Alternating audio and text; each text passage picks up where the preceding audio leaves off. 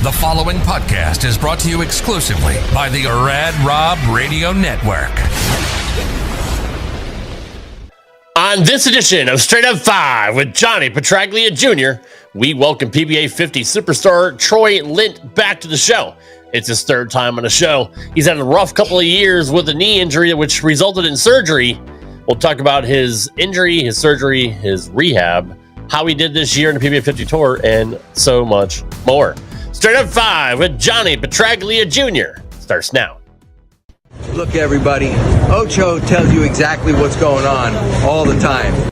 This is PBA champion Kyle Troop. Hey y'all, Jacob Ledrup here. Hey guys, Chuck Ritchie here, formerly of Bowl TV. Hey guys, this is Ryan Schaefer of track staff at Valley Bowling Center in Waverly, New York. And you're listening to Straight Up 5 with Johnny Petraglia Jr. Yo, the boys from Straight Up 5, Rad Rob, Dr Ocho, and of course JP Jr.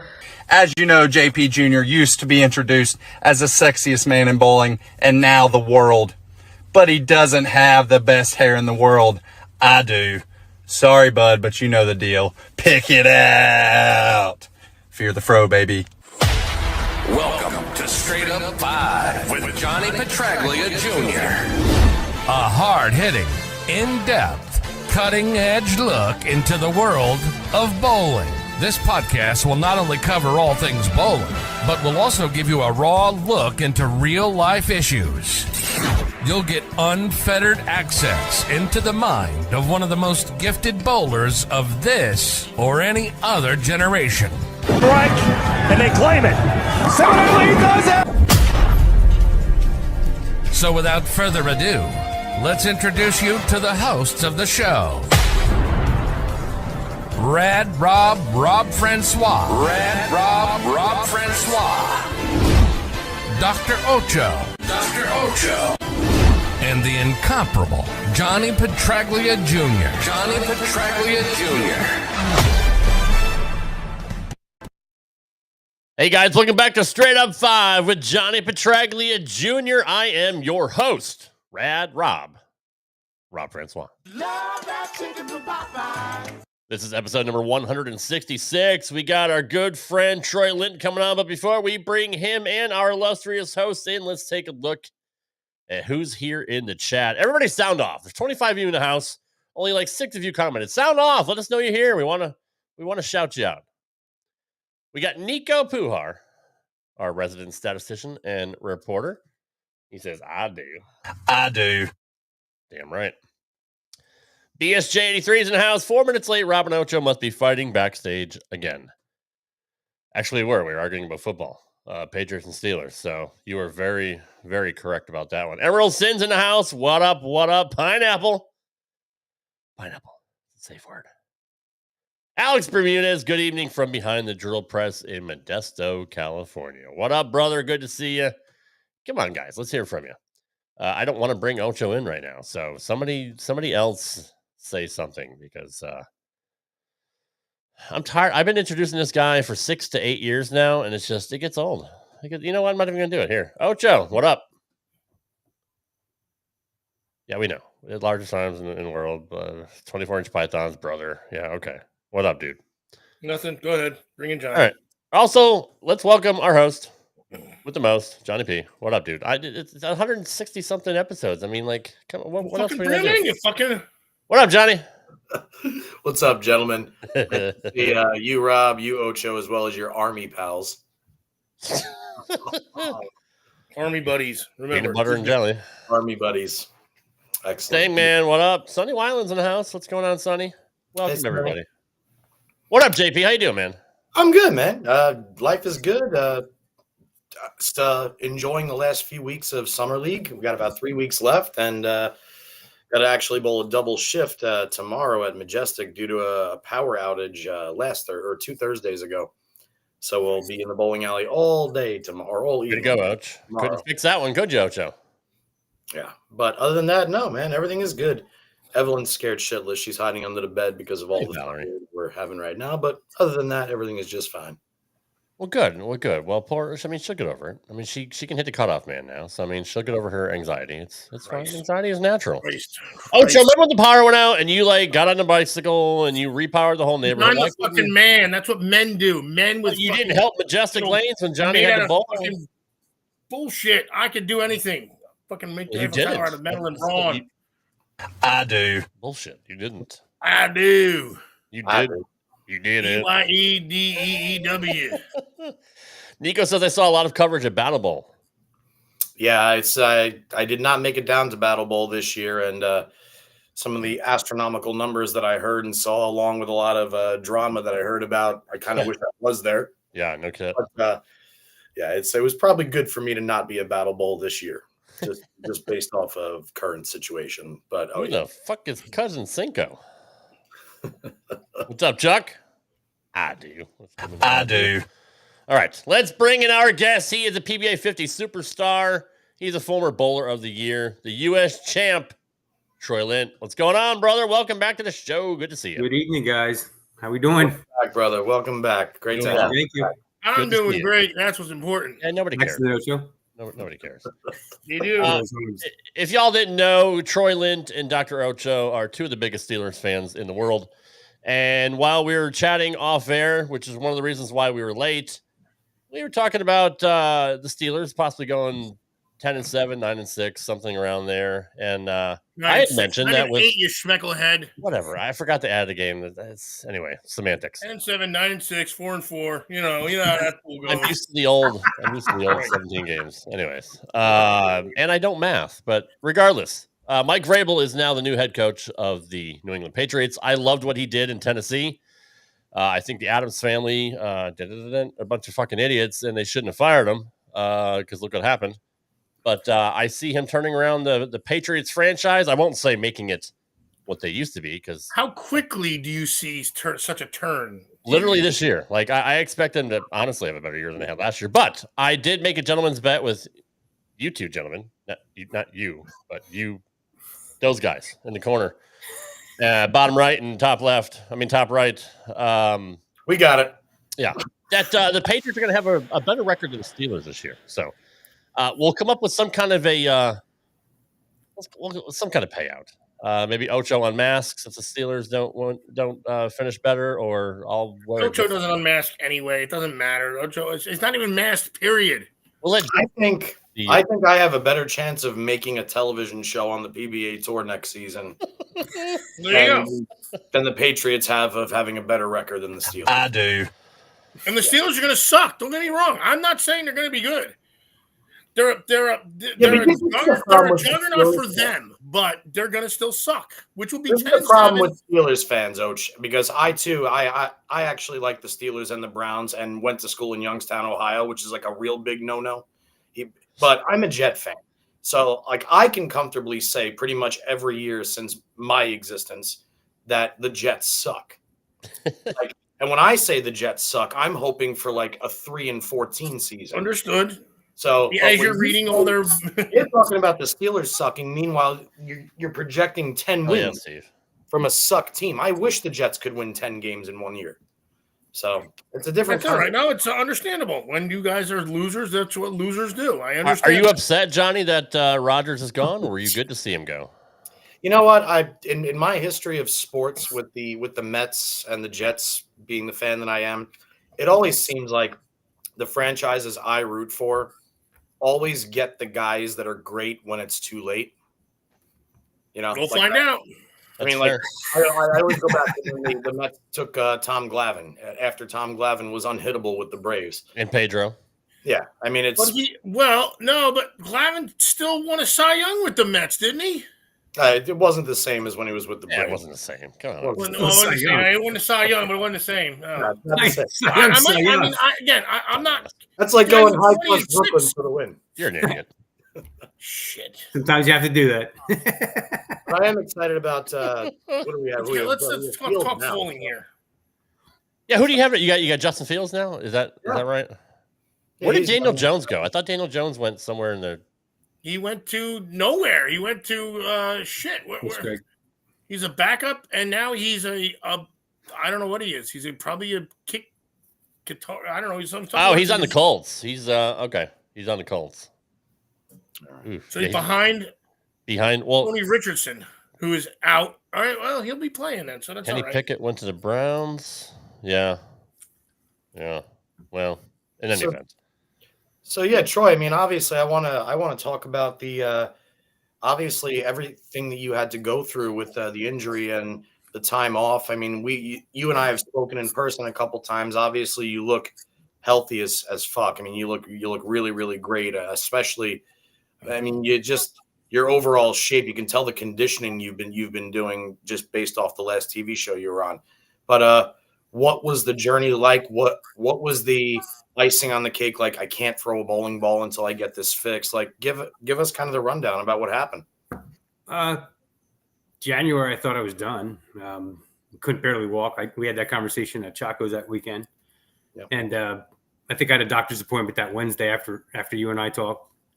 And like all the articles say, I talked to the doctor. I'm like, dude, there's something wrong. And he's like, no, it's perfect. And I'm like, I'm telling you, it's wrong. And he's like, there is nothing wrong with your leg. So I got mad, like everybody should.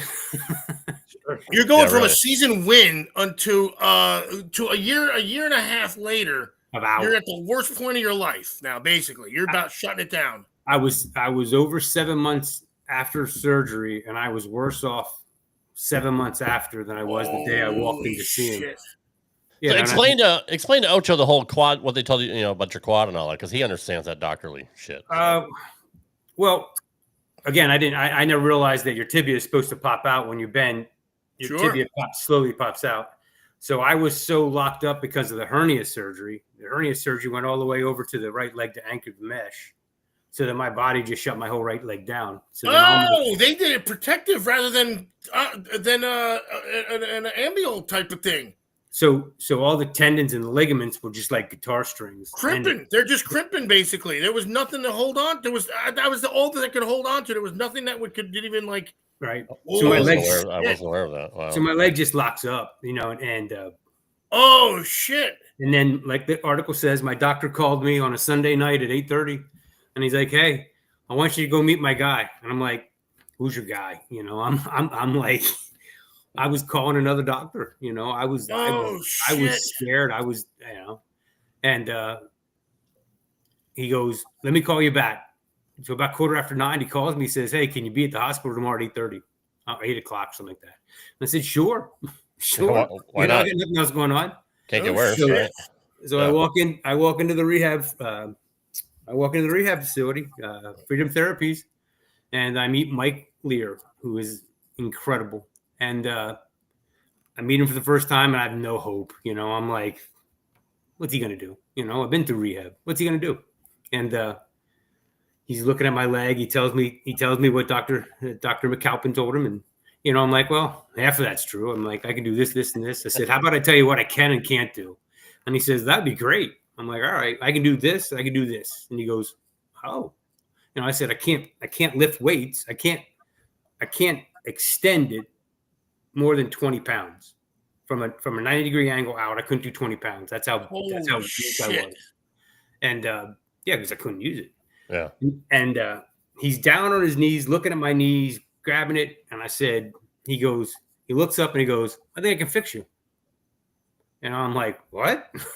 He goes, I think I can fix you. I'm like, all right. What kind of time frame? He goes, what kind of time frame do you want? I said, how about May? Yeah. And he looks at me and he goes, and this is in January? Late January. Yep. Okay. And he says, let's get to work. So I had already been in the gym 6 days a week with my friend Mark Petroni, Moon. Now I started doing rehab Monday, Wednesday, Fridays. When we started, I was 1 hour a day. I was 1 hour a session. About after 2 weeks, I was at 2 hours a session. So I'm working out and I'm going to rehab. And I just put ton of time. And Mike and his partner Matt, they just did phenomenal work with my leg, and basically Mike said he had to retrain my leg how to function properly. The muscles had to fire in sequence, and they weren't following that. So we did step-by-step processes to get all the muscles to So work. the first month or so, you're still just going like basics still. Like you're working hard, but you're trying to like step and kick a little bit, whereas instead of trying to fully kick and fully wand, holy shit. Wow. You want to talk about going hard. Like every other patient would come in at rehab and they'd be staring at me because I'd be over there and sweat's just pouring off me because I'm over there working. I am working. I'm groaning, and I'm like, I don't care. I've got a mission, and Mike's like, God bless you. He sees me just going nuts. I'm like, and that was my second workout of the day. So, if it wasn't for him, obviously Dr. McAlpin did an incredible job putting me back together, but without Mike, I'm screwed. What is he? He's a physical therapist. He's dude. He's more than that. Like I don't want to get him. A neuro something or other. Like he's got to be something. So he is so advanced. Like my hips went out after Indiana because of all that pounding on the approaches. I called him up because I had a little break. I said my chiropractor's out. I said my hips ain't working. He goes, can you come over tomorrow at 8? Sure. Like, hell yeah. Come to a facility or to his house? To the facility. And, okay. He's got you there. Okay. And he gets me in there and he just goes to time. I mean, he's funny. You would appreciate it. I can't remember the term. He was working on my leg the one day and he had to do some technique, right? And he gets done. He goes, hell yeah, I got to text my friend. He texts his friend, tells him, I just did this move and I haven't done that in 20 years. And I'm just laughing. Jesus. Active release or something, or like fucking, I don't know, man. He pulls it out of the air. And I was like, oh, and it felt so much better when he did it. I was like, it was just funny because he's like grabbing his phone, texting his buddy, he just did this. And I thought, I want to know what the move is. It was something with my IT band, and then there was another muscle in there that he really had the elbow. And then there's the side Russian leg sweep. There's the serratus muscle. That was it right there. The serratus. He did a serratus move on it. It was like it's just unreal. The relief was there, and don't let Ocho fool you. I just hang back. I hang back in the realm. That's all. So now you're working every day. You're going through physical therapy. When was the day it was like, okay, I'm going to go try and bowl a game? And were you hesitant? Were you scared shitless to throw a ball? I mean, you can't be. You can't be. I think we were working for about a month. I think we were working for a month, and he says, all right, I want you to, I can't remember exact terms. He goes, I want you to bowl for a game. What's a game? He goes, is that 10 shots? I said, it's 12 shots.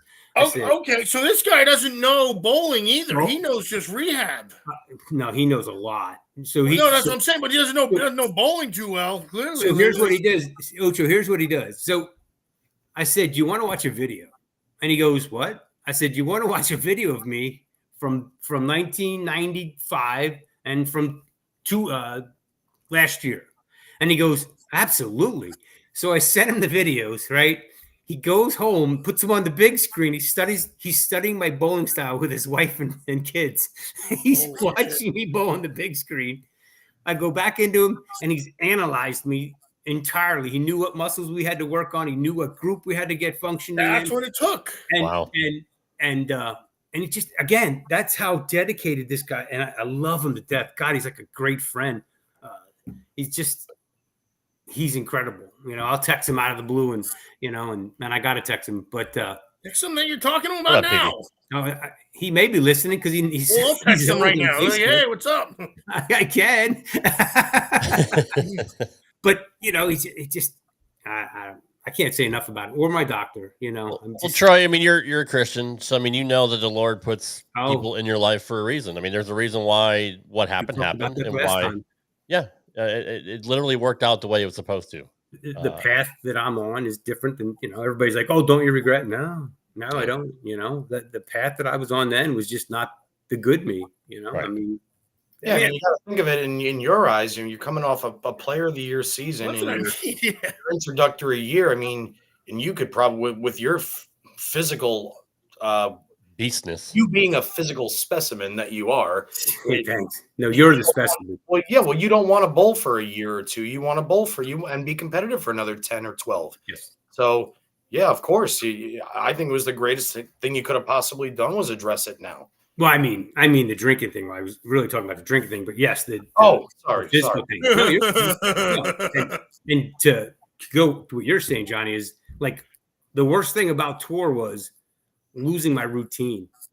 You know, waking up at 3:30 in the morning, going to the gym, being in my car by 4:15, being at the gym by 5. You know, right. and losing that. Now, mind you, I had a gym at a lot of the hotels, but it's not the same. You know, you get that routine with your routine guys. You get so used to pounding, pulling, and pushing. You know, so but you lose that. So I was the last couple stops, I didn't have that facility. So it was kind of like, all right, let's go for a walk. Okay, let's do this. Okay, let's, so it wasn't the same. So today I got back in the gym. So today starts the next journey. Excellent. Bigger, stronger. Oh yeah, bigger and stronger. So how were you mentally? Did you get depressed at all? I mean, how'd you handle all this? Right. When you know. I mean, it's rough. I mean, after the success you had, and then have to deal with this. Well, that's just it. If you sucked the whole time, you could say, "Look, I just sucked," but you were so fucking good. Yeah. So that's just a legit thing. Is you were so good. So January, I'm telling people I'm never bowling again, and then I get it squared away, and then my mom passes away in February. You know, That's right. And that was hard. Going through a bunch of crap in my life, and hey, we all go through it. Everybody, but it was a hard time. But I never lost focus. Never, always going forward, man. I'm not still though, man. Like, there's a lot of backwards in that fucking mom thing, though. That's a fucking. Oh shit! Yeah, sorry, David. That's all I got left. So I don't know. You know what I mean? Like, I don't know. I don't know how that is. That's all I had. My mom, my sister, and my daughter. My kid, my daughter, my grandkids. But but you know how this goes. This is this is the echelon of what we have. That's the one that teaches us. Then we start teaching them a little bit to where it does start to trade off. Yes. That's when it starts to become almost I don't know, what is it, a precancerous type of thing. You want to do it, you have to do it. God bless my sister, because when my father died, my mom moved in with my sister. I thought she was going to move in with me, but she moved in with my sister, and she did a phenomenal job with my mom. Oh my God! Wow. And then you know how hard that is. And then she thinks she did a horrible job. I'm like, my God, Tammy, you did a phenomenal job with mom. My mom was hard, as everybody's mom was hard. I mean, she still thinks she's in control too. Oh, absolutely. In their subtle ways. That is the one thing that I've started to realize being 40 is it's not so much that you just can't change them anymore. You can't, even if you know how to help them, they don't want the help. I did bring resistant bands, Tony. I had all that. So now, as for this past PBA50 season, forgive me, I haven't been watching much, but were you out for the whole season? No. Both, or you only had half the events? Just the last month you were in, right? I wasn't ready. I wasn't ready for the Florida Virginia portion of the events. I really, my game wasn't there. I was really pulling it down from the top, because there's a lot of time off, and I'm still pulling it down from the top, but I knew I wasn't ready. And I thought, okay, I'll bowl the Masters. I'll bowl the Senior Masters. So I go online, and she's closed. I was like, oh, crap. I'm like, all right, well, I'm locked out of the Masters. I'm not going to drive to Colorado by myself. So I'm like, all right, I'll do Indiana and all the ones in. I'll miss the first 5 and then the last 8. So that's pretty much where I was, and started in Indiana, and And now, is it still? Are you still nursing any pain afterwards, or do you feel like are you fit as a fiddle now? Dude, I feel great. My hips hurt. My hips hurt because I was just talking about that this morning with a friend. Because how hard I go into my slide, my hips kind of inerted into the knee and everything else. So my right hip. Jason Couch type of thing, really, is what it is. Or he's more straight-legged. Yeah. Way more straight-legged than I. So he has a lot more force to pound. Where I kind of go into it. You're a little more under, but still, it's still violent, a little violent there. Absolutely. So the hip likes to go out. So that's like, that's the worst. Like, and the severe tightness. My quad tendon never loosens up. That just is. I roll it. I take the metal blades to it all the time. Trust me, shit, all the time. What else can he do, Ouch? No, I'm thinking like without that, with what about the? Did you almost win? Did you almost? I know you didn't win, but like you came close to something. I lost to Brad. I lost in the title match to Brad at. That was it. So it was something like within only like 3 weeks ago or a month ago or something like that, right? Yeah, 2 weeks ago, 3 weeks ago. Yeah. So I'm not wrong here. Just FYI, let's just get this shit right. No, he finished saying. Leave it to Ocho to know how Troy bowled. Leave it to the non-bowling guy. To back up what Johnny said, so Indiana was my first, and then I came home for a week, and then I went back out for the World Series. So I finished 16th in Indiana, somewhere in top 16, and then we go to the first part of the World Series. I finished in the top 16 there. So I'm feeling good. Yeah. And then the left wasn't so nice. There wasn't a left to get a check the next 4 events. But it is what it is. It is what it is. I bowled okay.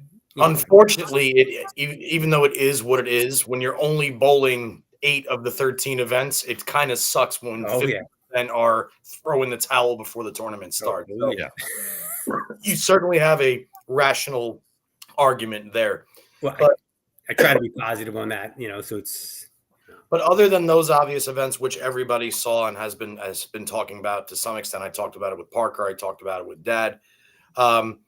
What, as far as the lane conditions, the breakdowns compared to your Player of the Year season, did you find that is it similar to what it was?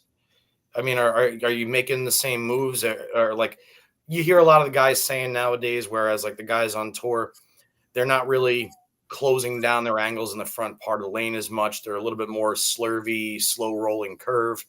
So I tried that. I tried that from in, and it worked at the Petraglia, actually, at the World Series for a little bit. I just missed getting a check at the World Series. Got it. At the World Series. And then they changed them a little bit for the TOC, and I was trying to slow curve it, and I was struggling with the approaches, and I ended up being more closed angles, playing a little straighter out, and made a run at the top 16. Just missed by a few, 30 pins, I think it was, and I had a horrible first day, so I feel pretty good about that. Is urethane still king out there? Yes, and it shouldn't be, but I should throw it when I have to throw it. I shouldn't be throwing urethane on 46 feet. I will say that. I don't care what anybody says. If it says 4.6, the urethane should not be in play. That's just my opinion. Even with, say, lower volume, or just in general, you think that's too long? I think that's different. Like today's volumes, if I'm not mistaken, what I'm bowling on this weekend is the least amount of oil they put down. I think 27 mils is what I'm bowling on this weekend. 27. That's the least. I mean, when you obviously by the book, by the numbers, why would you want to throw urethane on that length? But this is the big thing: is doesn't really matter if the pattern's 30 feet or 50 feet. People find a groove with urethane, especially when they smack it with a lot of surface. So just trying to keep it in front of you, But I guess I would think on the left side of the lane, the scary part is I would assume with resin, like it's you don't really have enough guys in where you're going to get to blend them the way the righties do.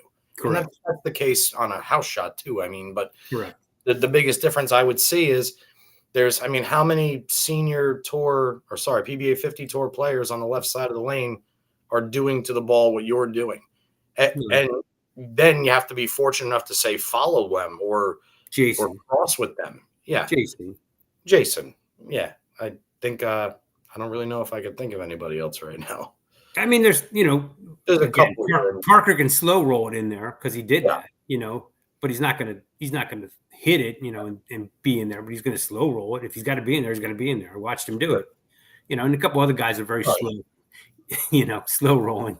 What happened to Robert Smith this year? I don't know how much he competed, but none. I haven't seen him. I don't know what happened. Interesting. I might have to get a hold of him and see what's up. I don't know what happened. We were just talking about him also today. Yeah, I got asked him I don't know what happened.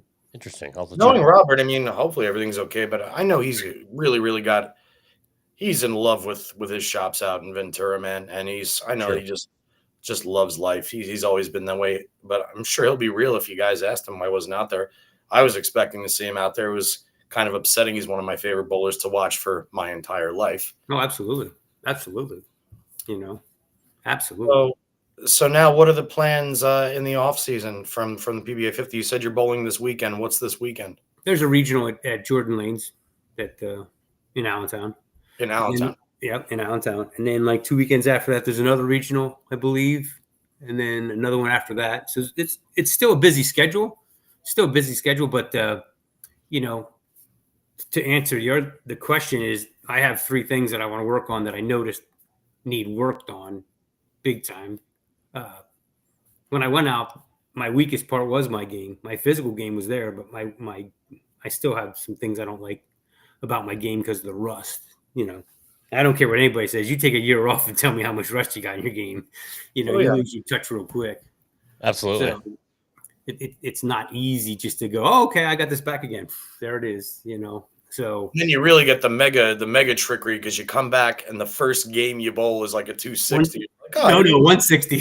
Oh, I'll come back and bowl 260 and then I won't bowl 150 for 2 weeks. So we go to Indiana, right?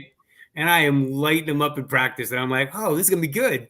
We come out for the first shot, whoosh, missed the head pin to the left. I went, great start, Troy. I go up, throw it again, whoosh, clip the head pin, get one. I went, oh boy, man, what's going on here? God, then you have to look at that 6-1 and say, yep, first shot. Oh boy. Yeah, but then I threw a 5-bagger, so it was okay. Thanks for that, Chuck. Chuck Ritchie just said that Robert did just open another pro shop. Nice. Well, it's good. I mean, if he's busy with that, yeah, I totally get it. I mean, it's a lot more fun doing that than grinding out, with the. I know where Robert is geographically. That he's really the only game in town within I want to say it's like a 15 square mile radius or something like that. And between his career and just the genuine person that he is, he's got to be busier than shit. Yeah, all the time there. Absolutely. Yeah, I agree. He's good. Hopefully, I don't know if you have any plans or what you're doing for regionals, but there's the PBA 50 Greater Nashville Super Regionals coming about 10 minutes away from me to Smyrna, Tennessee in September. So really, yeah, be nice to see you. Yeah, well, it's funny is I'm on the Smyrna Bowling Alley's TikTok channel now, and it's notoriously it's notorious for being one of the worst carrying bowling centers in the U.S. supposedly, and they're showing it's like every single bad hit you could possibly think of all thrown into one. Like this place, if you throw a swisher, you leave a 10 pin.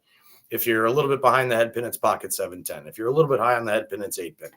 And then it's a ring 7. It's just like every single bad break seems to pop up in that building. I don't know if it's the flat gutters or if the pins themselves are dead or the topography of the good question. I mean, it's an older center. It's one of the few left around here that actually still does tournaments and leagues that haven't turned into a entertainment center. But I watched the ladies bowl last year, and yeah, I mean scores are pretty low. So it is a tough house. but they're still getting the senior tour and the ladies tour in there every year. So that's awesome. It's good. We need more bowling in Tennessee because I think the only other Tennessee stuff is like Kingsport and Bristol, if I'm not mistaken. Isn't Tony Lambert from that area? Yes, I think so. I always thought Tony Lambert, the two-handed lefty. Yeah. I always remember Tony Lambert when I was at Morehead State in Kentucky, and I would always go down to like Lexington or Louisville to bowl tournaments there, and he was always there. Something tells me that he's a Kentucky boy, not a Tennessee boy. Okay. I could be wrong there, but I certainly remember. Close enough. I mean, yeah, Kentucky isn't that far away. Good. Thank player. you, Chuck. Chuck sent me the info for Robert Smith's new shop. I'll throw it up here on the screen in a second. Cool. I just remember from the high roller days. Yeah, I think that's who I'm thinking of. Yeah, it's got to be. Kind of has like a funky delivery too, right? A little bit. Not a little bit. Yeah, still like, great. I mean, likes to curve it. Lickstein had a funky game too. I No shit. Any day of the week. He's pretty good. He's not bad. You give me a career, I'll throw it like him. No problem. Yeah, isn't that the truth? No problem. Can you imagine if he revolutionized everything like Belmo did with two hands? Like, can you imagine people just doing the lich out there? Like, did you ever see the Butcher imitating him? No, I haven't. Lich? Yes. So Lich is bowling and Jacob's behind him and he's doing all the antics in time with it. I'm like, just watch it. It's on YouTube somewhere. I mean, on Facebook somewhere. I don't know. It's hilarious. That is good job, Waddle Waddle Crank Smash. Speaking of which, I still have Jacob Buttroff's first on the water hat that he left in my hotel room at South Point like 3 years ago. So, Butters, if you ever want this hat back, it's still here, bro. I'm not going to get it, but it's still there. You're not going to get it. I lose every single thing that I own, but somehow 3 years later, I still have Butters' hat. That's true. This means something. I got half a Johnny shit at my house over there now, so that's the thing. Oh, the only other thing that I didn't lose, Och, if you give me a second, I'll be right back. You guys continue. Oh, yeah. Sure, yeah. No, we'll just carry on without you here. Let me throw up this thing. Let me throw up this information from Robert Smith here. Come on, computer. There we go. I'd like to announce the grand opening of RS Bowling Services at Valencia Lanes in Newhall, California. Sunday, August 3rd will be the opening and also a no-tap tournament with squads 11 and 3. He thinks the 11 sold out already. Doors for the new shop will open 8 a.m. Sunday. Meet and greet with himself, Robert Smith, Sal Orozco, who will be in charge of the shop, and the great friends from Robert Smith's Bowling Services in Ventura. So congrats, Rob. That's we still got to get him back on the show because we missed talking to him. It's been a couple of years, but Maximum Bob making that money. You got to love Ocho, that. Back to the leg thing for Ocho. So Ocho, you got to remember February meniscus surgery. Nice. October. August half knee, partial knee. October, I had low hernia surgery. Oh shit! Yeah. Lower, like you're talking inguinal area there, Yep. Okay. So that's why the you right got leg. 4 straight months of like doing nothing and enjoying it, basically. So I wasn't enjoying anything. Well, that's the point. You were. Now again, I took a whole leap of what you just said. Now what the fuck? Hold on. It's Real quick. Why can't I get my finger there? Butters took the hat from Eric Hodorowski. Okay. Well, I have Eric's hat and I have Ocho's I'm with stupid shirt. Yeah, but why is that? Why do I? That's orange is different. Okay, orange is different. And this is like a Duke of Hazzard shirt. So this is all yours too. No, that's my Duke's of Hazzard shirt. That's my whole thing. You're right. Shit. Sorry about that. What the fuck am I gonna do? Sorry, guys. Anyway, back to your knee. Yeah. Shit. Sorry. Yeah. Sorry. More important things.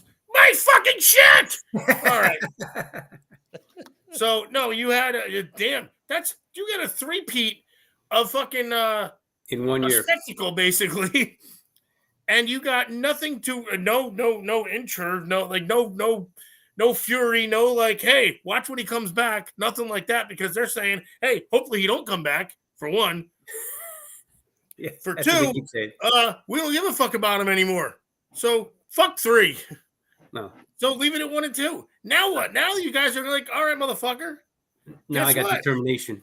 I mean, now That's you got just to. and you're what? You're 55, right? 57. 57? Get I out was of way here. off. Maybe we started with an F. No, you're not. Yep. Wow. 68. Well, you. By the way, before I get lost here, Rad Rob, I just saw Ian Lang pop up in the chat. Ian, great to see you, bro. I haven't been on Facebook since October, other than for the show, which I don't even do. But yesterday, prior to League at Majestic, myself, my buddy Dave, along with Mr. Pete Savino and Steve Maglino, were sitting talking about bowling, and you came up, and we were actually just bragging about how much we all loved you and missed you. So good to see you in the chat. Sorry, guys. Go ahead. He's a great guy. So you gonna make a run at JJ next year? Because man, nobody else can seem to stop him. He just bored on to the end of the year again. I'm gonna do my best.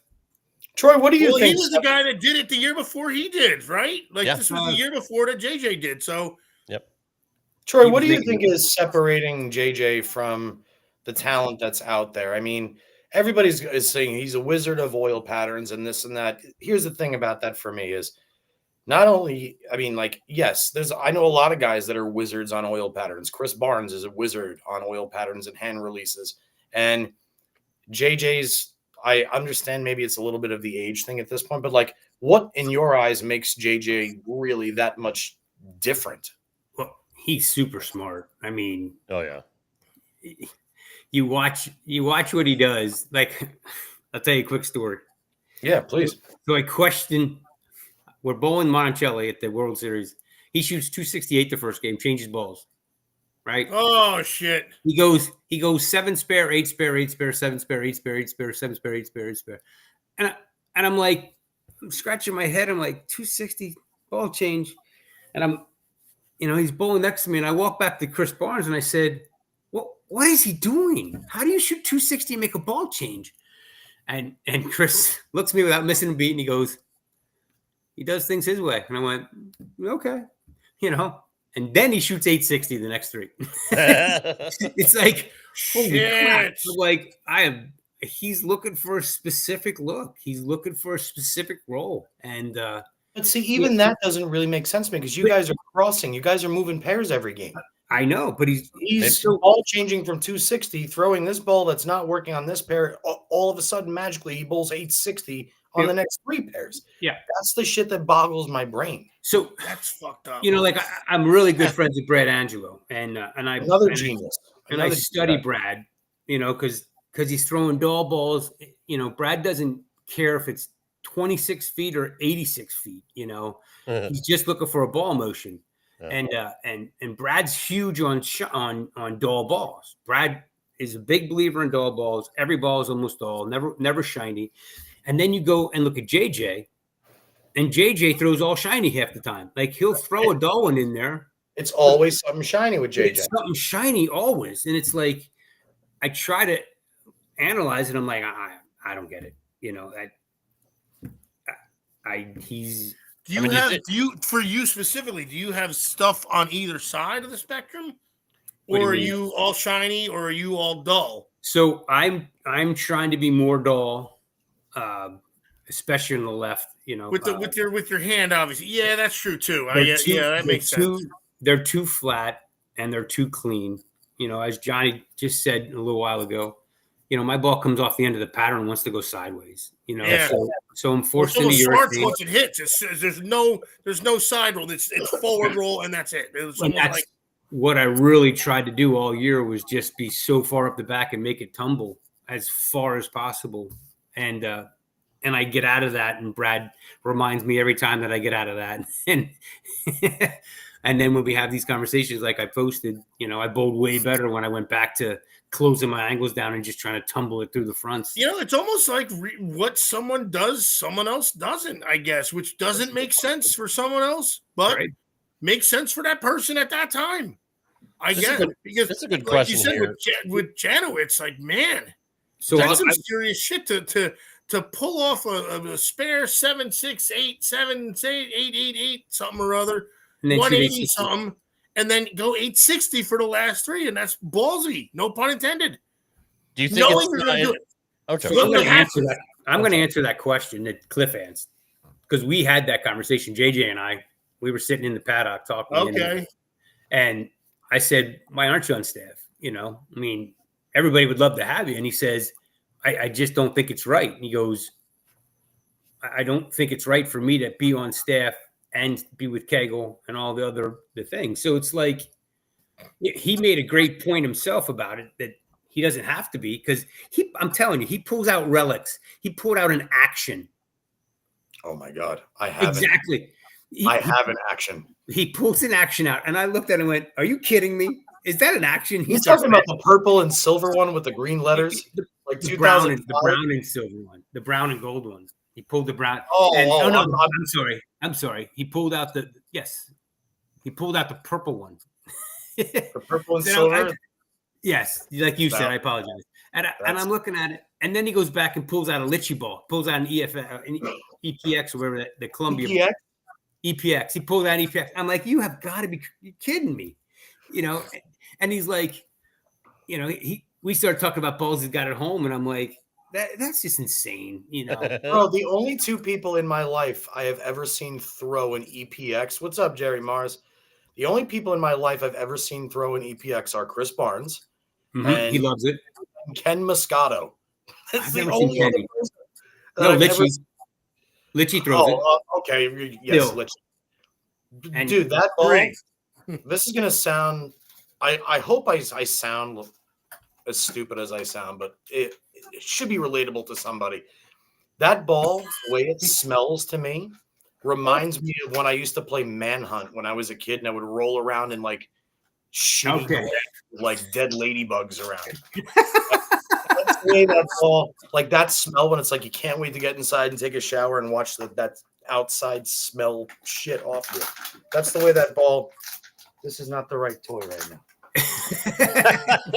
This is not the right toy right now. So you see, obviously working at Kegel and being there all the time, obviously has to help JJ. Besides the fact that he is brilliant and he's very regimented physically as well. Like he's on a tight schedule. You know, he has his routines, he has his patterns, but obviously being a Kegel is an advantage over everybody else. It is. Well, actually, Troy, before you move on, the question, aside from him not wanting to be on a staff because of Kegel and everything, do you think as a bowler, like, I'm going to be perfectly honest, I'll be Brunswick for life to some extent, obviously, just because I mentally and feel like I have to be. It's like the least I could do for my dad and for the company. But like, if it were up to me, I would love to build a bag that I would certainly drill an IQ tour and a phase 2. I would keep effect tours out the wazoo. I would make sure that I had urethanes. I would probably want to drill a Venom Shock or a Jackal Ghost. I would want to drill a Roto Grip Uproar if I could find one. Like there's certain balls I always wanted to have in my bag that I was never able to throw. And I've always wondered, do you think, are there enough differences in traditional ball motion company to company that may maximize, you know, results for somebody of JJ's caliber or your caliber or anybody else that's at the top? Well, I'm beyond honored to be on Brunswick staff.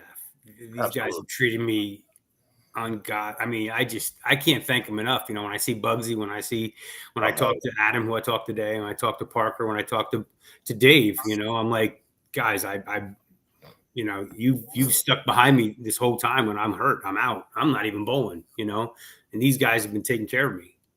And absolutely, I'm never going to forget that, you know. Do I want to drill up IQs? No, I'm not talking. I'm talking about your thoughts on, do you think for an upper echelon player to have access to everything the sport has to offer may contribute a little bit to added success? You think think about that. So think about that at this level. So being with Brunswick, we have 7 brands. It's hard to keep up with our 7 brands. Absolutely. Now you throw Storm in there with 3 brands. You throw Motive in there with another brand, and trying to keep up with these bowling balls is just, your brain is just, you know, you're still looking for emotion. You're still looking for a certain motion and trying to fit arsenals. You know, Brad's a great example. Brad has his arsenal, And it's hard for him to put a new ball in that arsenal, because he knows his progression, how he's going to go from this one, this one, this one, this one, and this one. Sure. And Chris is the same way. Chris has got boom, boom, boom. He'll throw one in there, but he's got his bowling balls that he knows what procession he's going to do with the balls. That's even me on a league bowling level. I mean, exactly. I totally understand that because, and especially now with the 7 brands, could fuck not this guy. Just saying. Dr. Interrupto. We may need to get a t-shirt like fuck that. Him. We do. That is a good logo. Fuck them. Fuck that bullshit. Go ahead. Do your thing. No, so but that's great input. And because you hear a lot of people talk about that when somebody is as successful as JJ has been. I mean, what, back-to-back player of the year? My goodness. Right? If I'm not there, he's back-to-back-to-back. If I don't. Ooh, that was so cool the way you just said that. That was. But Yeah. deliberately That is not being ego. That is not being ego. That's why I said that was so cool. He's rookie of the year. He's not saying it's about back-to-back-to-back. It would have been about back-to-back-to-back. I don't think I've ever heard Troy talk that. I don't think I've heard Troy brag in my life about himself. I wasn't a brag. He wasn't bragging. Are you kidding me? It's the closest I've ever seen, though. No, that wasn't. I agree with you, Troy. I agree with you. I promise I will not clip that and throw it out on social media. Thank you. It's going tomorrow. Tomorrow's gonna be, and it's gonna be without the part, without the actual piece. That shows up. I'm gonna be. Get a call from JJ tomorrow. Like, really? Really, Troy? I get that text from him. Troy, I have another bowling ball question. This is not brand specific. Obviously, we know that everybody uses urethane nowadays, but except Ocho. What starts to happen when you're bowling an event that you finally get out of the urethane? Because I know you could strike with anything. I obviously remember you throwing the kudas basically as much as purples, but what do you start to see that you're instantly like, okay, it's almost time to put urethane away?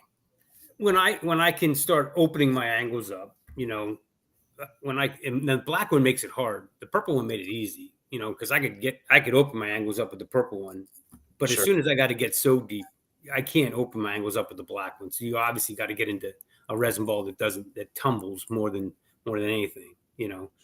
So, and I'll go out on a limb here. One of my favorite balls that, if you look at my arsenal, there's 3 of them in my bag. I'm a huge fan of the archetype hybrid. That's the blue and white and silver one. That's the ball I recommended for my teammate Nick, and he used it basically all season. I never drilled that one. I only drilled the solid. I like the solid too. Oh, you threw that at Bill Moore's house. I did. That's I did. right. Yep. And then I went to the Widow. But I threw the negative pin archetype on Monticelli, and then I threw the positive pin at the TOC. And that was the ball out of urethane that I could get in and do a little more with. Sure. I try not to go shiny at all because it just goes sideways. Sure. What did the new blue look like for you? Did you throw that? That's a good question. It minimizes everything for me. For me, it's like you hit one border and it's not going to do anything. For me, it doesn't respond well in oil. You watch somebody like AJ Rice. He makes it look like he can strike from anywhere with it. And I'm not. My new blue is a godsend for majestic lanes. Oh, really? It's either Effector or New Blue, and everything else is just like, okay, maybe I'll throw a Pulse this week to get people to look at it, or a Cypher Pearl or a Dark Side. But that New Blue is always in my car at that bowling alley. Everywhere else, it does exactly what you just said. It minimizes everything. Well, it had been so long since I threw a urethane ball. When I walked into Indiana, they're like, "Oh, it's like old times." And I'm like, "I haven't thrown a urethane ball in a year and a half, guys. What are you talking about?" They're like, "What do you mean?" I go, "I don't throw urethane in house shots. Why would I throw urethane on house shots?" I'm like, "I'll just get as deep as I want and throw it anywhere." I'm like, I don't need urethane. It doesn't make sense to me going to house shot. No, I don't think so either. Just on flat shots, you get something. Right. Your ratio is 3-1 or 2-1, or the lower the ratio, the more the urethane comes into play. The only time I'll ever throw urethane on a house shot is if something malfunctioned with the oil machine, or we happen to be bowling on a pair where there was, say, 10 or 12 kids previously, just because if I send it too far, it buckets, and if I touch it a little bit of big four. So I can at least try and use 5 or 6 frames to blend them back to normal. But that will be the only, only to bowl again, like you said, with the progression of the bag. It's only trying to get myself ready to bowl 20 or 27 really good frames instead of 36, Yeah. I mean, it serves its purpose. Don't get me wrong. Banning urethane would be silly, but the way they oil the lanes. We talked about that. Like the problem with banning urethane is reactive resins bases urethane. 95%. And then you have to get into the microcell polymers, and you'd have to get into all the other concoctions that they have, the NUs and all that. So you can't ban the base of like what the sport is made out of now. You would think not. You would think. But it's not. How about it's not the bowling ball? How about you could make the bowling ball obsolete? We had this conversation in the paddock when JJ and I were talking. And there was a bunch of us. Parker was in there, and and I asked him, I'm like, you could fix the problem. Obviously would bring up other issues, but you could fix the urethane issue. If you didn't want urethane going down the lane, put more in the fronts where it can't start. Period. If it can't start, it's useless. I don't care if you got 80 grit on it, 20 grit on it. If it can't start in the front, it's useless. You will never see anybody throw it. Interesting. You know what? You're exactly right. Because he's right. And we never thought of that, Johnny. Just throwing the 78 hammer, which I've never touched the surface on, it's just box. That ball never has a chance because it just shoots through the front on a house. Like even when I'll try it in practice. Yeah. You're right. If you're using that much volume up front to a point that you legit can't manipulate the integrity of the pattern with that bowling ball. But now here begs the question, do you now run into issues where all of a sudden the lefties have, according to the righties now, all the hold in the world because now we actually have the blend that is usually never created once we migrate, right? Not right now. Not right now? No, not. If you had said that last year, the year before, yes. Okay. But you say that this year, you look at all the patterns, they're too flat. They are super flat on the left. There is no distinctive zone. Why do we run over short? Because we don't have to jump over zones. Right. We get in this zone and we stay in this zone a little bit. The righty's got to go from this zone to this, this zone in a heartbeat because that zone's not in play. It's not. And that's always like the common misconception when it comes to righties and lefties, and they always seem to miss is like right-handers seem to think that lefties want to play the gutter, like we want to play the front. No, we don't. We're forced into that zone. But the second, like I always want my feet between 35 and 40, always. But I can't ever go there because of the amount of righties and the laydown point from say 20 to 5 or wherever they're laying. So now I've got to figure out a way to get it through their front and then hope that I've developed a little bit of hold if I pinch it. It's not that we want to be shoved to the gutter. It's the only spot that we can get the ball to shoot through the front without having. And they can't get it at. Yeah, exactly. And like you said, it's kind of with how flat they are, with all those speed bumps that they're using on all these patterns now, it's very hard to throw any kind of ball that has any kind of volatility to it. Because you can't get firm. You get firm, it just never sees the back of the pattern, especially on the left. There's no side-to-side breakdown. It just lengthens the pattern no matter what we do. You could have every lefty on tour on the same pair, and they would never break down like the right. Well, let me ask you this, Troy. With the women too. I mean, no, it's true. Even now, with a lot of the women with power games now, reminiscent of say a Michelle Feldman or a Kelly Kulick. Oh gosh, even they don't bust up lanes the way the guys do because typically they're all in similar zones, staying in their lane, so to speak. So the kids tour, the lefties that are on that, their rev rates are so high. I mean, they make me look like a straight guy. Their rev rates are over 500, all of them. So they destroy. They can manipulate that pattern because their rev rates are so high. Where I'm the highest, and there's nobody. Jason comes in, and then there's nobody else. Sure, not breaking them down. Because I'm going to be right of everybody. So let me ask you this, Troy. You said the last 4 events or so were out of bounds for the lefties. Why? The World Series? Yeah. Super flat.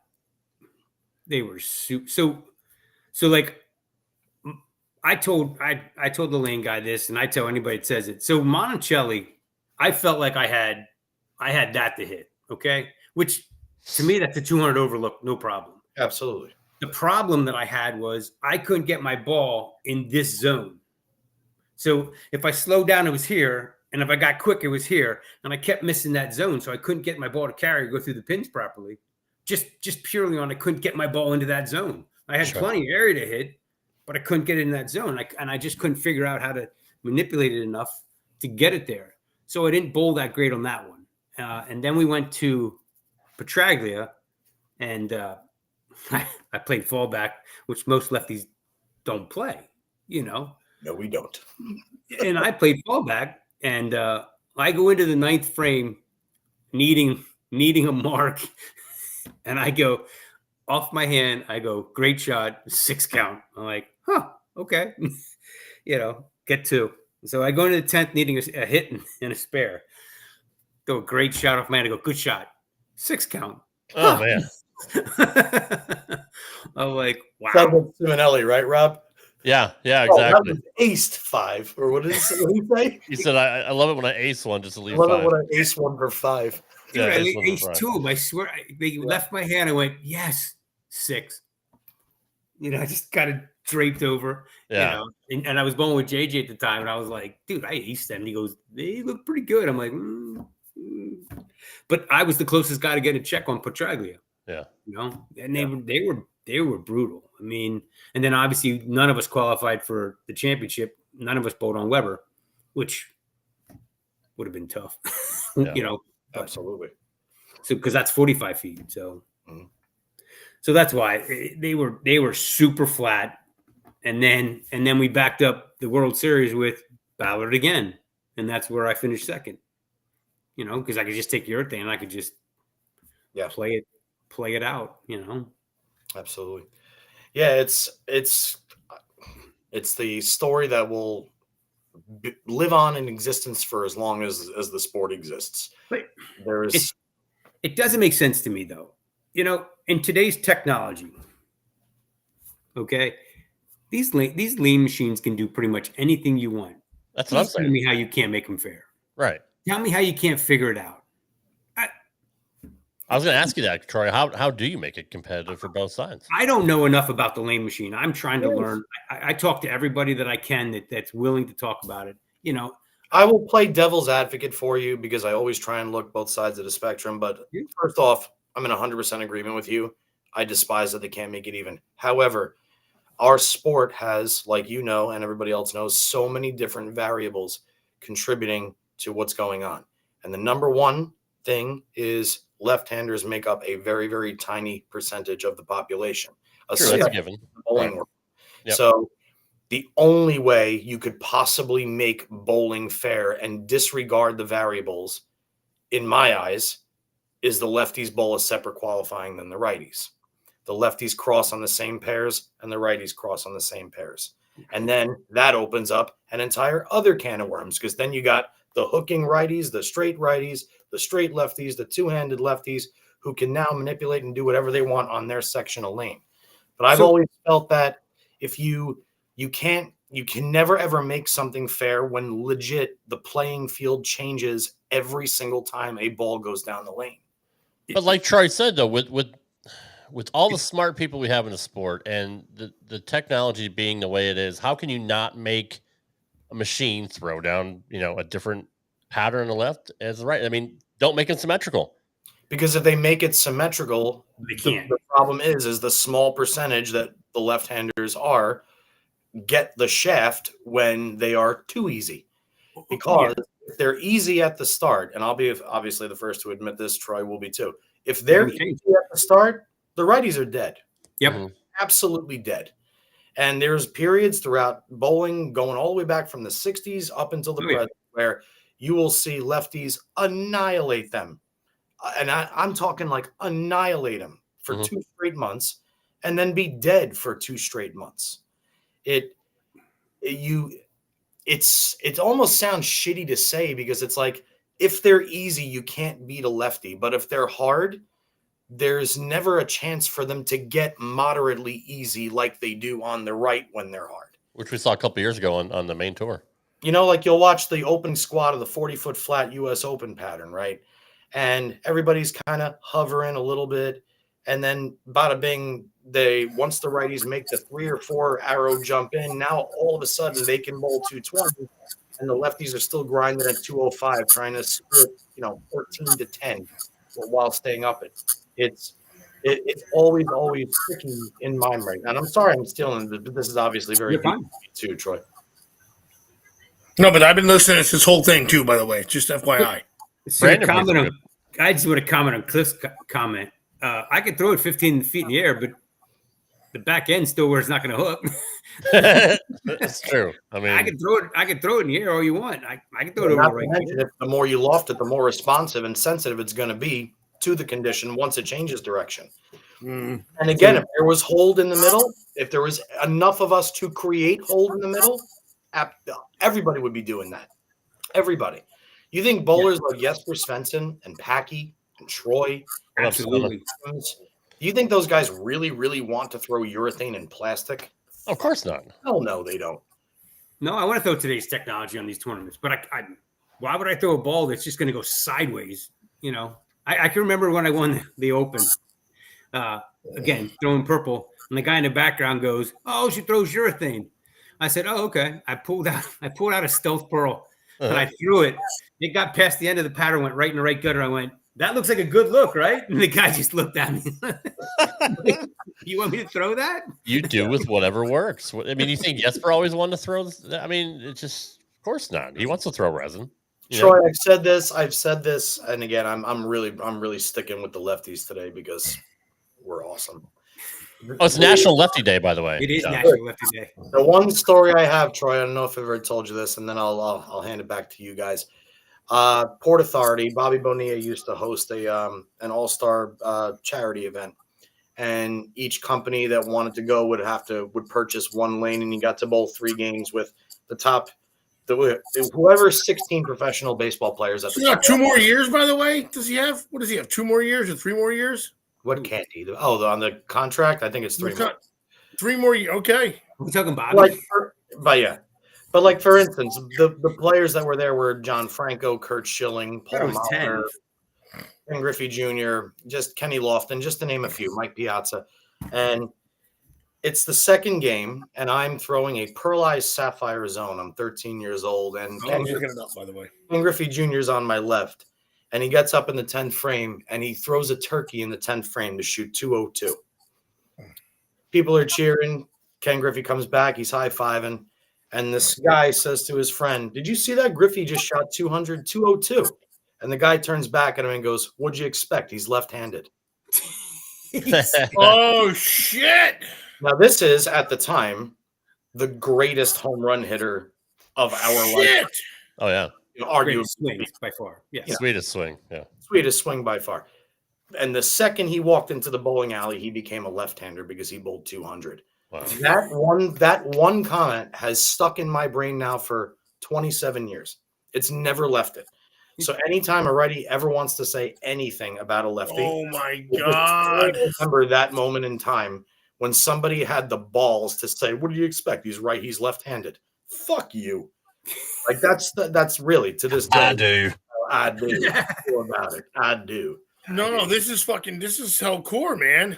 Yeah, this is serious shit.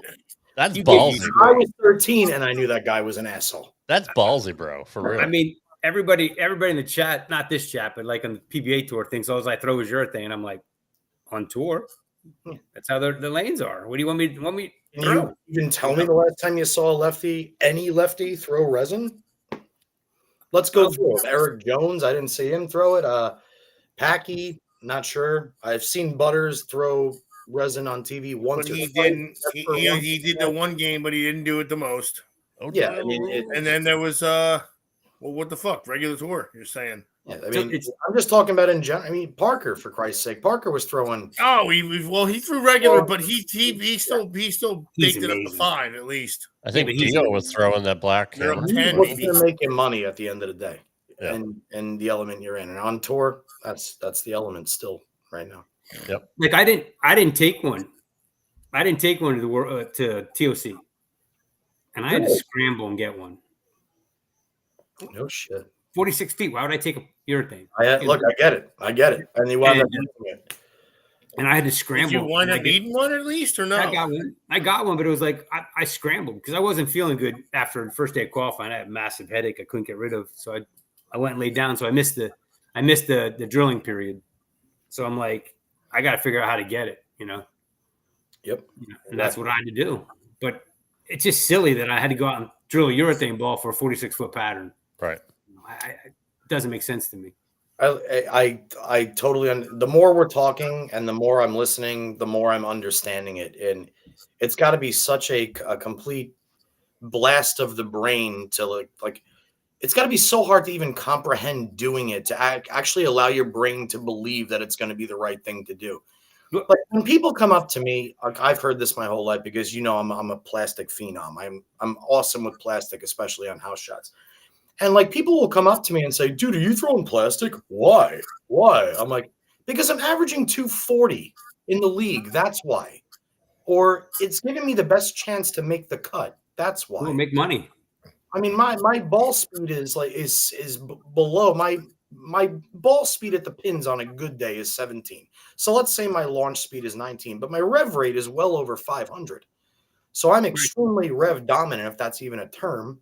And yeah, I can get where, okay, if I see the guy who has a 200 rev rate using a torpedo playing 8 like Billy did against us on Monday night, and I bowled 2-0 the first game and he shot 250, of course I'm going to go to my T-zone and bowl 250, 240 and go right on top of where he is.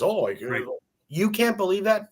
You can't see how many times your ball rotates compared to mine and why this is working, not to mention they don't. The ball can't change direction down lane.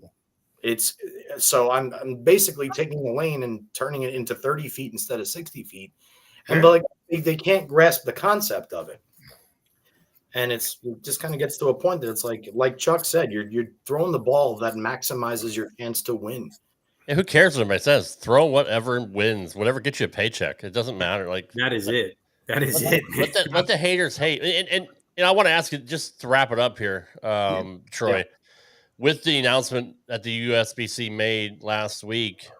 In your opinion, and you don't have to throw anybody under the bus, but I just as a pro's opinion, why do you think they are railing so hard against urethane? Why do they want it gone? Again, I think the right destroys the pattern. I don't think the left does. They're not worried about the left. I think they worry about the right because the right changes so much with the urethane balls dragging them down lane. There's where the complaints come in. I mean, but it's been years. Like they've been doing this for years. They keep making a different excuses between hardness and all that. But now he's doing a very Dr. extra. What is it? What's the word? The extra.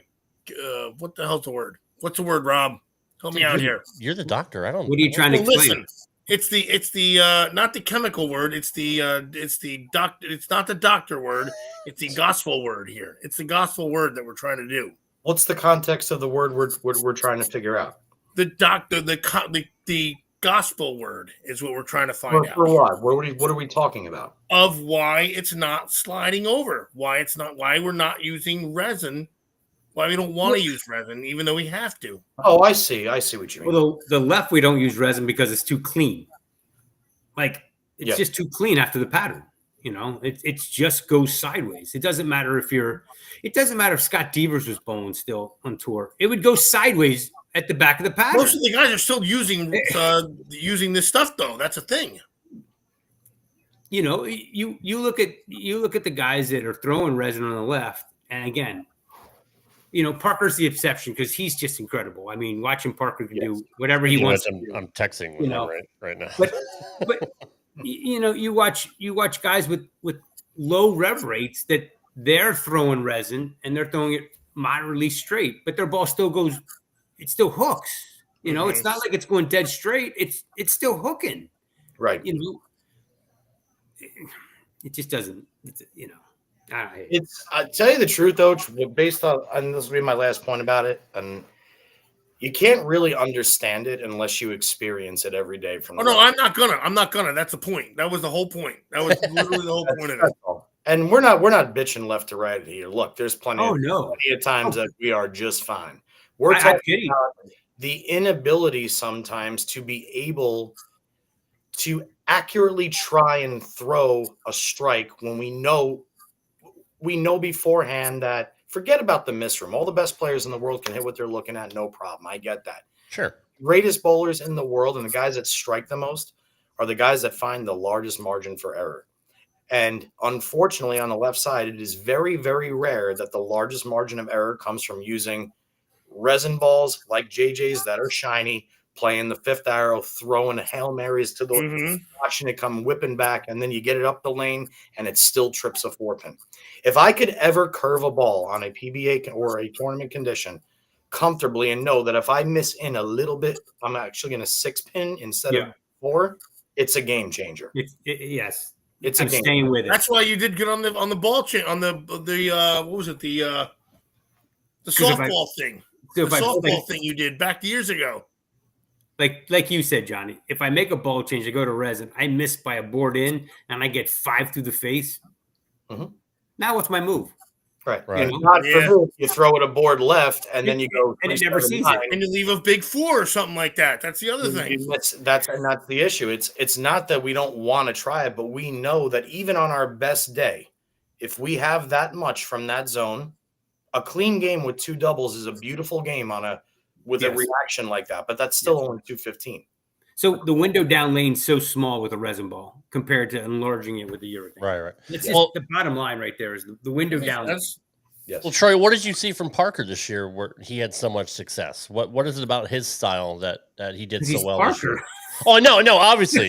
No, obviously. No, that's what do you want me to show you? That's understood, but just from a pure technique and bowling standpoint, what was he doing differently than anybody else?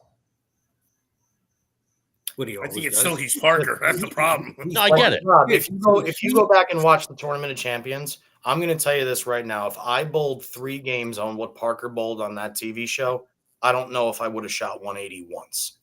So you realize how accurate you do. He is of course. One of the most accurate players and consistent players of all time. So what separates him a lot is his ability to go through the pins the same and make a move off of the way his ball is going through the pins. And you know, he's just phenomenal. Like, it was funny. When we were bowling up at Westland, I moved left and he ran back to Jeff Johnson and said, he just moved left. I got to move left. If he moved left, I'm moving left, you know? And it's like, and Jeff told me this and I went, he saw me move. He goes, yeah, he was watching. I'm like, unreal, you know. But it was just funny that he saw me move and he goes, I got to move left. I got to move off that. I love that. I love it. No, I know he's one of the goats. I just want to know what about his style likens it to more success and say, well, let's just separate you two. Obviously, you're accurate too. I mean, you're not a horrible bowler. Come on. I would answer this too after him. You're selling yourself short, though. Like, what is it between your two styles that would give him more longevity with the way that the game is today? Power. My game is power. I'm not finesse. He's finesse. I try to finesse, but I'm not anywhere near as good. You know, I can't finesse it like he does. I've never been close to him. He's just phenomenal at being his touch. You know, again, I'm rusty still. People don't understand that. Right. My touch was way better 2 years ago than now. Yeah. It's like asking somebody like Bill O'Neill, who's one of the best. Oh, his touch. Why he's not Norm Duke. It's a difficult question because you're asking such fantastic players. In my eyes, what obviously Troy's, first off, Parker's been doing it since he was 18 for a career. And Parker, like we've talked on several shows, is one of the most accurate guys there is. He is the most consistent mental player you will ever see. and he is calm. He's cool. He's collective. And he makes the right moves, and he hits what he's looking at all the time. He's steady Eddie. Yep. JJ, every single shot he throws, he comes off the approach with that little swag and does that little touch to his chin or his cheek every single time. It's like, I don't know if it's power bar but every single shot JJ throws, there's a touch. And again, you're right. Did you watch any of Westland? Wesley Lowe? Westland, the tournament up in Michigan. I did not, but I will tonight. So Dino's got Parker down by a mile. Parker's throwing urethane, right? Dino has the front six. Parker's like spare strike. He goes back, grabs a resin ball, looks at me and goes, I haven't hit the pocket with this all day. She forces Dino to get a hit in the 10th. Wow. I'm out. I'm out. If Dino wins that game, I don't make the step ladder, right? And Parker grabs a resin ball, looks at me and says, I haven't hit the pocket with this thing yet. And then goes sheet with it. And I'm just in the back like. Tell you the truth, that's the best answer you could have gotten. There you go. And the fact that he does it talking to you the same way he would say, man, that pizza last night was really good. I'd like to get that again. Exactly. You're exactly right, Johnny. Well, that one didn't turn out the way I thought it would. He's just like, you're not happy all the time, and you hit what you're looking at all the time, and you're one of the best ever. He's the second best ever to do this in the left. The second best. Absolutely. You know? No question about it. Well, who's your best now? Obviously, we got to have the best. That's just don't even bring him up. I don't want to think about anything. He's gonna do. I know. All I'm gonna tell you is the same thing I tell everybody. There's one stat only. 392. That's it. Okay, I'm gonna give you a stat too. It's not really a stat; it's just a statement. I agree, Troy. I would gladly take the career of Mike Lickstein along with his bowling style. Oh yeah. I would not take Earl Anthony's career if I had to throw it like him. Oh God, I'm sorry. Sorry, Earl. God bless you, man. He did 392. He did what it took to win. Are you talking about? And he still won better than everybody. 42 wins on a Pro V1, aren't you? 41 2 wins, 41 seconds, 392. Yep. And in a career that spanned like 11 years and he started in his 30s. He got in late. It was like 20 years or something like that. Time out. He failed his first time out. Yeah. God. That's amazing. How many years was it? Earl Anthony won 41 titles in 12 years. That's sick. That's disgusting. Oh, shit. Think about that. That's 82 first or seconds in that little time. And it's not like he didn't have anybody else to bowl against. I mean, he had. After he was drafted for professional baseball for pitching. Yeah. This is after that. So, and then I watch him throw a ball. I'm like, God, if I saw Earl Anthony Bowl League, I would say, I watched him at 12. I'll pull this guy for every fucking dollar. He was my legend. He was my idol growing up. Hang on a minute. I got to grab my card. Hang on. All right, go get it. And Earl was my Earl. I didn't know. Seriously, listen. I didn't know it was 12 years. I thought it was like 20 something. I didn't know. He started late, I knew he started late, like 18 or 17, but like still, he did. He did an exhibition. I was 12 years old at Lancaster Lanes, not existent anymore, and my uncle was fortunate enough to bowl him. I just told this story today, and I'm sitting on the set tee. I'm sitting on the ball return next to it every time, and I'm listening to Earl call every pin he's going to leave, every shot, and I'm like, I mean, dun, dun, dun, dun, dun, like he says, dun, dun, dun, dun, dun, dun, 8 pin, 8 pin, dun, dun, dun, dun, dun, dun, dun, 10 pin, 10 pin. I'm like, I'm just in awe. I mean, he was incredible. I mean, he had his flaws. Don't get me wrong. Joe Hutchinson tells me stories. You know, him and Dick sitting there telling me stories. You know, sure. They showed him a lot less on TV. That's for sure. Yes. He was pretty fabulous. What did he say? Wasn't there something that your dad and him had a conversation about something? We were talking about the winner's mentality and the kind of brain you have to be that good at something. And there was an event at the time, it was 42 games, 18 qualifying, 24 match play before the TV show. And Earl Anthony, at that time, the top 52 guys got checks and the top 24 would bowl match play. And Earl Anthony was the only lefty to not only get a check that week, but make the top 24. He qualified 23rd. And he wound up, I think, qualifying 4th and making the show after match play. And he winds up winning the first match and losing the second. So he finishes 3rd for the week. My dad was the statistician that week. And he had, this is way early in my dad's career. This may have actually even been before Dad went to Vietnam. Oh, wow. He, it might be like 1965. Yeah, ish.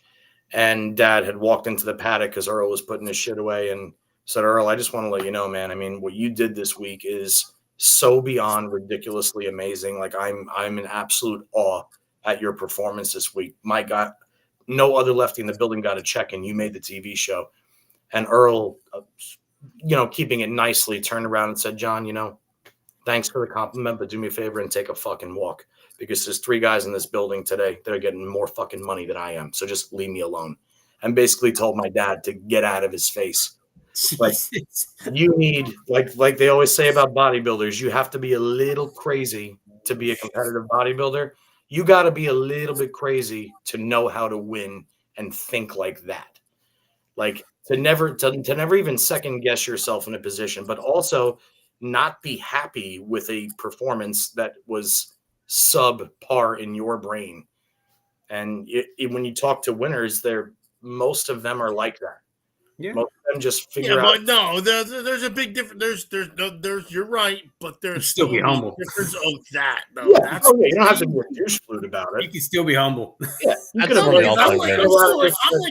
you know what? Thank you very much. Yeah, I worked hard this week. He could have said that and then huffed under it. Right. And then just fucking balked off and said, all right, you know what? We'll get him next week. Or you could be, He's like, listen, I should have had a chance this week, regardless of how many fucking righties there were. Right. Sure. Yeah, I mean, meanwhile, how little he pitched the ball. Ah, shit. This guy, you know what? You know what? You just fucking unwound a fucking tight ball here. Well, look at Michael Jordan. He flew in the kid or the guy that replaced him on his high school team. Flew him into his Hall of Fame speech, sat him front row so he can watch him accept the induction to the Basketball Hall of Fame. The kid that replaced him on his Jordan's a dick, though. Right, but I mean that's the same mentality, right? That's the same mentality you're talking about. Absolutely. Yeah. And flip side, you could look at somebody like Shaquille O'Neal, and his entire life is the other way. Yeah, absolutely. And that's all. But listen, that's all emotional based shit. That's all. Look, you react. If a type A and a type B personality don't mesh, that's fine. But at the end of the day, the whole point of the story is to win that many times and bowl for the title that many times in a span of 10, 12 years. Think about that. Think about the career of Jason Belmonte from 2010 to 2020 and then double it. Yeah. Minus the majors, because I know Belmo's got 15 majors or whatever it is. And I think Earl had like 9 or 10. Correct me if I'm wrong. I think you're right. Double what Belmo did in 10 years. That's how dominant he was. When we talk to Belmo on this show, Belmo says the same thing. Belmo doesn't want to end his career until he's won 20 majors. Do you know how fucked up that sounds? Yeah, really. That sounds like I don't want to quit. I don't want to be done until I win 20 majors. Oh, I would like to get 20 checks on tour. Anyway. So I got you. It's a fair analogy. I know you do, and you have it. You just don't realize it, and you're extremely humble. One of the coolest things about you that makes you so good, aside from your physical game, is ever since the first time you and I were bowling doubles together at nationals, and you kept coming off the line and saying, "I'm too aggressive right now. I'm too aggressive," and to watch you go from throwing it, say 18 to 17 and try and be a little bit more gentle in one frame without ever even second guessing that anything other than the original thought it's a winner's mentality that you possess as well. So, well, I try never to second guess what I'm going to do. So, and you can't, man, when I do. Bro, that cannot be. you know, it can be learned, but it's very, very, very hard to teach somebody that. That's true. Like I said, you can't they're coach not that. even in the right mindset for it. Anyway, I'm done rambling. It's been 90 minutes, and we love Troy. rambling. I love it. Fantastic. I love show. having these conversations. I love it too. But I know that they got babies, and I do. My kid just got home from church, so we got to go to bed. But she's in school now. So Troy, we love you. We literally love you so Thank much. you for letting me on tonight. Absolutely. You're It's always been so long. welcome, you know that. It's been I too love long you, since we man. had you on. Always. I'm always nervous, but I love coming on. Man, you're always great. Good. Always be nervous too. well, it's the arms. He's not up to Ocho's. Goddamn right. Always Go be ahead. nervous from these fucking things. Are you kidding me? I mean, Yeah, that's- who knows what they can do? They can throw They're a getting- they're getting bigger. Kate yard. What the fuck can't they do? many getting people have bigger. nightmares over those arms. Mine are getting Would bigger. be. Would be. I'm going to get bigger. I'm telling you. I know. I know. This is why. This is why. I don't we know do if you know shit. this, Troy, but I made a New Year's resolution on January 1. Okay. I have not. This is fucked up, but I'll leave you with this. I have not been to a golf course, a beach, or a gym in 2025. What? I decided to have a dad bod fat summer. Stop.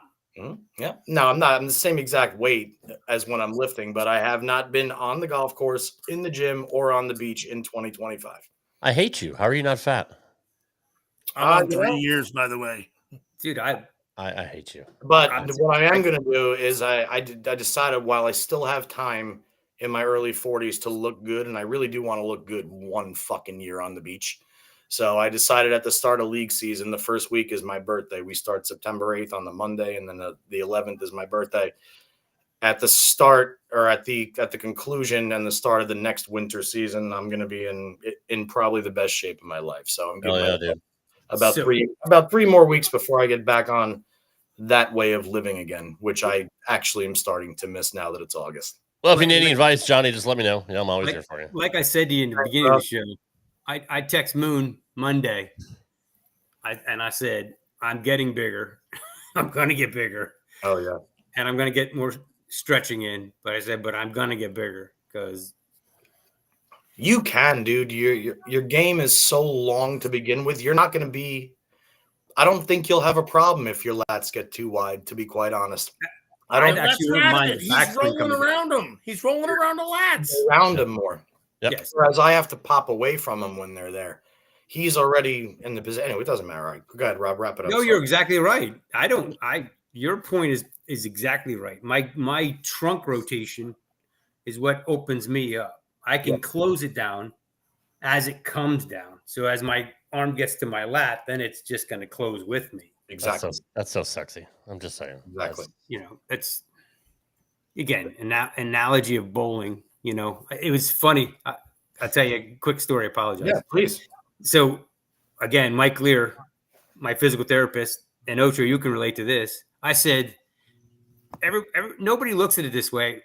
I said, every sport is exactly the same. You know what's different about it? Your perception of where you look. That's it. If you're playing golf, you're looking down. If you're hitting baseball, you're looking here. And if you're looking at bowling, you're looking there. Core rotation is all the same, no matter how you look at the sports.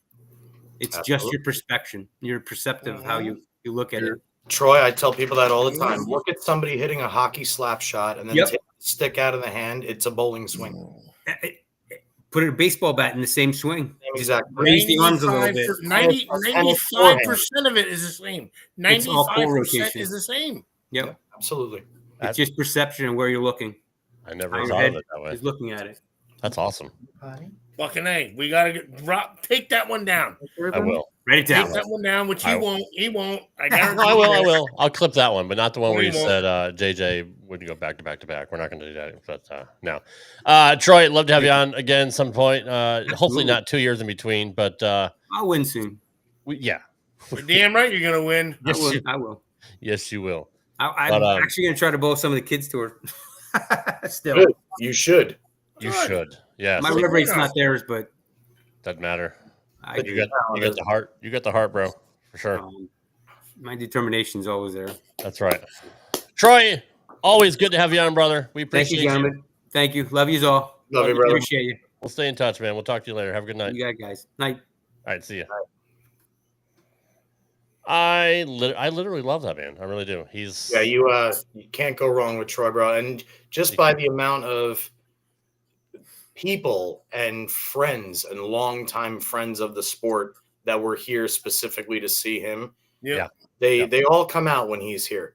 Because he's relatable, he's real, he's normal, and he's just a great fucking bowler, man. That's all there is to it. I'm so excited for him next year. I really am. I'm so excited to see what he does next year. Yeah, absolutely. Me too.